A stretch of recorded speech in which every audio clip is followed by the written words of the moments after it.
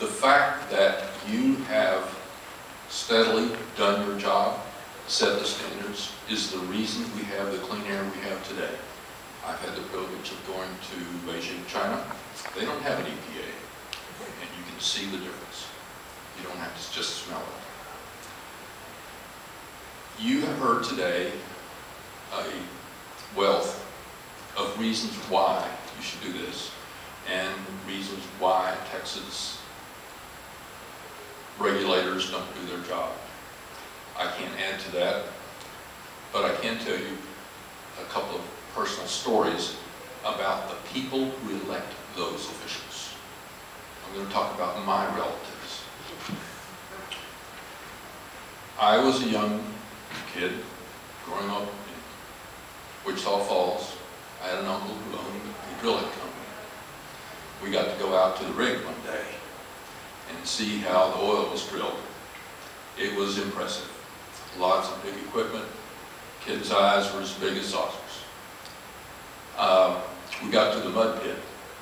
Explained how you just dug a hole in the ground with a bulldozer, run that mud in there, and that's the way it worked. I looked around and I saw, well, what's in that barrel, Uncle Lloyd? Oh, well, that's this, that, or that, the chemical they add to the mud. Well, what do you do with that when you get all done with it?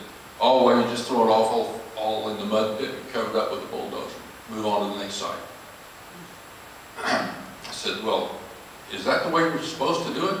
He says, if you don't get caught, it's okay. That attitude permeates Texas. That is the attitude that says, you're not going to tell me what to do. And that's why these people have been begging you to please continue to do your job of setting standards. Anything you can do to put teeth in those standards, do that. Because my uncle was not going to do what he wasn't forced to do if it didn't make him money. I was hearing a woman explain how inconvenient it was that she had to take off work to take her child to the doctor because had an asthma attack. And I looked her in the eye and I said, well, what do you expect? You're hauling him there and back in the biggest SUV you can buy. And I think the best explanation is she looked at me like a pig looks at a clock. She had absolutely no understanding that what she was doing individually had anything whatsoever to do with her son having asthma. The depth and breadth of ignorance in Texas takes your breath away.